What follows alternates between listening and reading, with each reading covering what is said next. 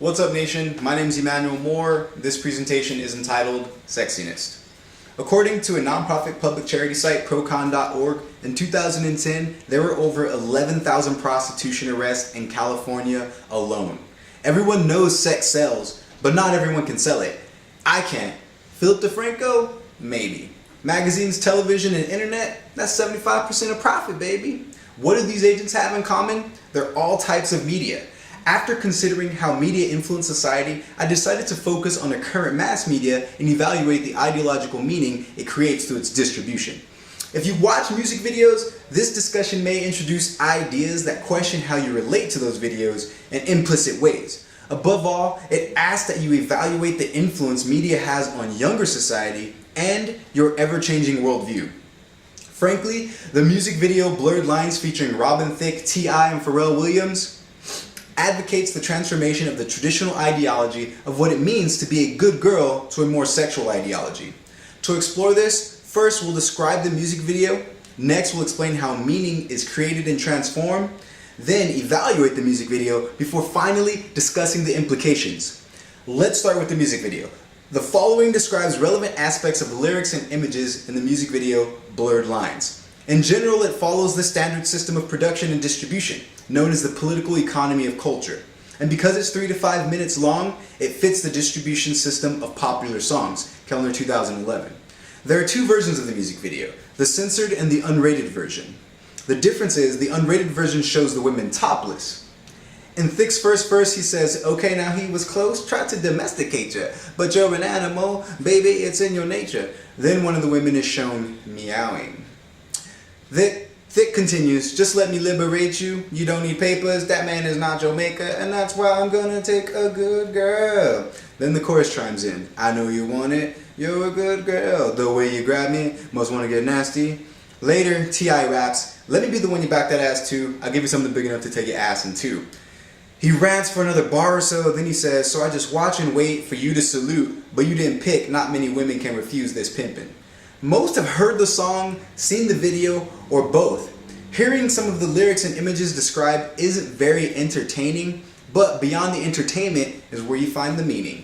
So next we'll focus on how meaning is created and transformed. Ideological meaning is created, learned, and transformed through interactions with symbols, people, and media. Professor of sociology Stuart Hall would agree that humans don't come equipped with ready-made meanings. They learn what signs mean through communication and culture. As M. Griffin notes in his 2006 text, Communication. Foremost, humans are symbol-using creatures. We rely on symbols to communicate and create meaning. Gendered Lives, 2013. Needless to say, words and images are symbols and the primary means of media communication. As we're raised, the color of something depends on what our parents, friends, and community say it is. The process is the same for the way we develop ideas about what it means to be a good boy, or in this case, a good girl.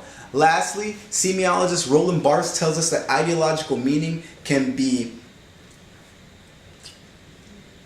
transformed. Semiology is concerned with anything that can stand for something else. Griffin, 2006. Semiology becomes clear when you think about how pink ribbons signify awareness for breast cancer. An example of ideological transformation is exemplified in the way the American dream transformed from individualism and autonomy to consumerism, or the way organizations use slogans to represent their values, which change or transform over time. Now that we understand how meaning is created and transformed, we can evaluate the music video accordingly. Blurred Lines advocates the transformation of the traditional ideology of what it means to be a good girl. Notably, in Gender and Communication 2013, Professor of Communication Studies Julia Wood contends, calling women girls essentially defines them as children. In some, the traditional view of a good girl is built around the child, not getting in trouble, doing your homework, abstinence, obeying the rules, etc., etc. The images and lyrics in Blurred Lines frame a good girl as a woman who can't help but get nasty and is naturally sexual. The models in the music video are depicted walking around topless like it's another day at the market, or they're shown rubbing on the men. The lyrics are pretty frank in saying that a good girl can be sexual, should be, and can't fight it. When Blurred Lines uses those sexual images and lyrics together, it actively influences the viewer's ideology and it implicitly transforms the ideological meaning of what a good girl is. Meaning is created and transformed and is an ongoing process influenced by friends, media, and family. Blurred Lines uses symbols to transform the meaning of what a good girl is. Concurrently, it challenges the production rules on YouTube through the distribution of its unrated version. The music video Blurred Lines advocates that a good girl be sexual. For a video with views in hundreds of millions, its implied meaning elicits a discussion. This isn't the first time the sexuality taboo has been targeted. Just look at the careers of Betty Page and Madonna. These women considered sexuality a form of empowerment. Interestingly, in an article by Elizabeth Plank on the website Polymike, the female models acting in Blurred Lines take a similar stand, saying the video is actually celebrating women in their bodies. Plank, on the other hand, says there's nothing subversive about having women and men take part in the same old stereotypes that perpetuate sexism and rape culture. The neo-burlesque troupe Mod Carousel made a parody of the music video where they switched the roles and show the men prancing around the fully dressed women, which is kind of weird, but not offensive.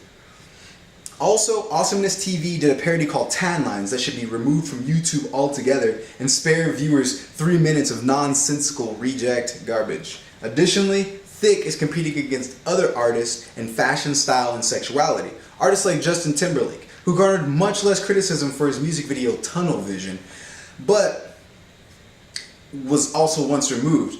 It features the women topless, just like Thicke's. Regardless, both artists represent the ruling economic elite. Moreover, their videos are two of the few where you can see titties. Believe me, I searched tits, boobs, knockers, jugs, nipples, chest, and breast with zero fleshy results. Before now, YouTube's policy allowed topless women as long as their nipples were covered. How long before the search tags above result in numerous videos like these mentioned above? After painstaking consideration, I've come to a conclusion. Some women choose to be conservative and work hard. Others choose to use their bodies to achieve their goals and get what they want. It's their choice, right? Respectively, everyone is missing the point. Unless society does something about pornography, sexism will exist. Ultimately, this debate determines the future freedom of our children. In a country founded on freedom of choice, should we be considerate of how our choices affect our children's future freedoms? I'm not saying that women should move to a state with low prostitution arrest, but shouldn't they have the choice to be sexy? I would love to hear your opinions in the comments below. If you have a moment, subscribe and like, but mainly, keep it sexy. There's links to all those videos below.